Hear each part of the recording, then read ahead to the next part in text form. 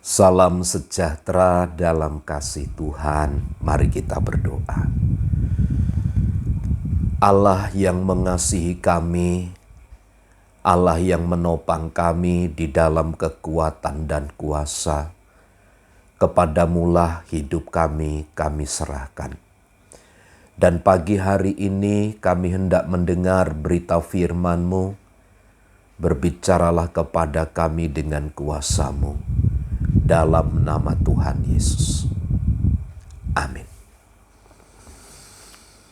Amsal 23 ayat 29 sampai ayat 35.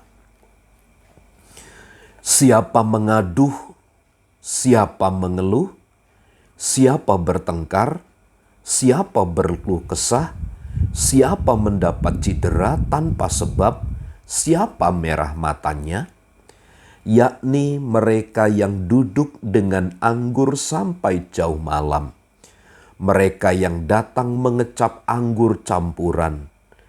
Jangan melihat kepada anggur kalau merah menarik warnanya, dan mengilau dalam cawan yang mengalir masuk ke dalam nikmat, tetapi kemudian memagut seperti ular dan menyemburkan bisa seperti beludak.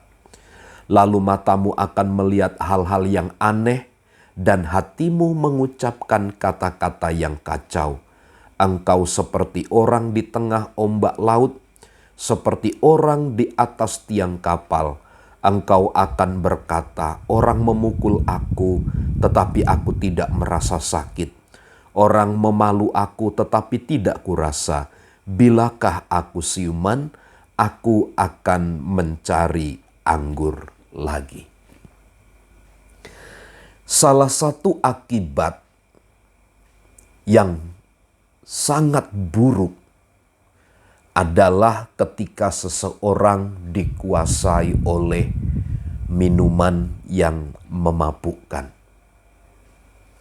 Dalam ayat ini disebut oleh Salomo sebagai anggur merah yang memabukkan.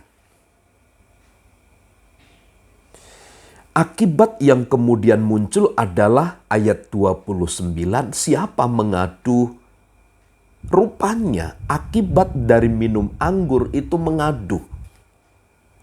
Yang kedua, ada keluhan. Yang ketiga, ada pertengkaran. Yang keempat, berkeluh kesah. Yang kelima, cedera. Merah matanya. Inilah efek samping dari minuman yang memabukkan. Tapi hal ini juga bicara tentang orang-orang yang tidak bisa mengendalikan diri hidupnya. Orang-orang yang tidak dapat menjaga dengan baik hidupnya. Di mana orang-orang itu membiarkan dirinya untuk dipimpin, untuk dikuasai oleh minuman-minuman yang memabukkan. Jelas di dalam ayat ini disebutkan begitu banyak hal yang negatif. Mungkin untuk sesaat dalam ayat itu digambarkan begitu nikmat, begitu memberikan manfaat, begitu menarik dari segi warnanya. Ada kenikmatan yang dijanjikan. Tapi lihat kemudian yang terjadi ayat 32. Tetapi kemudian memagut seperti ular dan menyemburkan bisa seperti beludak. Hati-hati dengan apa yang kita lihat.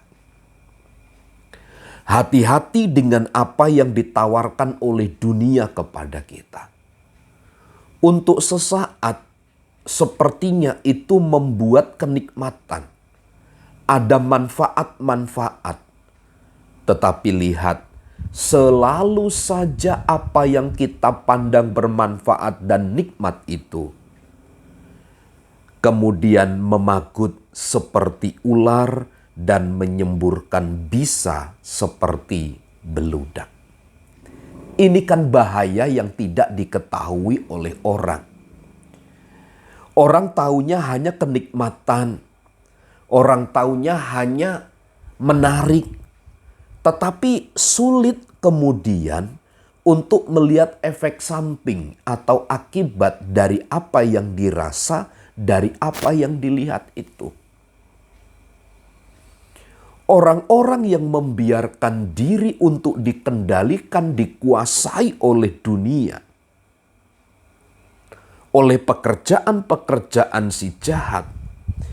Ayat 32 jelas atau 33, matamu akan melihat hal-hal yang aneh dan kata-katamu yang kacau. Engkau seperti di tengah-tengah ombak laut, seperti orang di atas tiang kapal mabuk. Engkau akan berkata, orang memukul aku tetapi aku tidak merasa sakit. Orang memalu aku tetapi tidak kurasa. Bilakah aku siuman, aku mencari anggur lagi. Lihat, ketika seseorang dikuasai oleh minuman yang memabukkan, dikuasai oleh dunia, orang tersebut tidak akan pernah bisa berpikir yang positif. Hidupnya hanya dikendalikan oleh minuman itu. Dan kalau sudah hidupnya dikendalikan, ia tidak bisa berbuat apa-apa. Dia akan berprasangka buruk, ia akan mengeluh, pada akhirnya ia bertengkar. Karena ia menganggap orang lain itu menyakitinya, padahal itu baru prasangka. Ia berkeluh kesah, dia menyampaikan keluh kesahnya, padahal itu hanya imajinasi belaka yang diungkapkan. Menganggap diri dicederai, padahal tidak ada orang yang menciderai. Hal-hal inilah yang kemudian ditentang oleh Salomo, agar seluruh anak-anak Tuhan, orang-orang yang percaya itu tidak membiarkan dirinya dikendalikan, dikuasai oleh minuman-minuman yang memabukkan. Tidak ada manfaatnya kalau kita membaca dari ayat ini.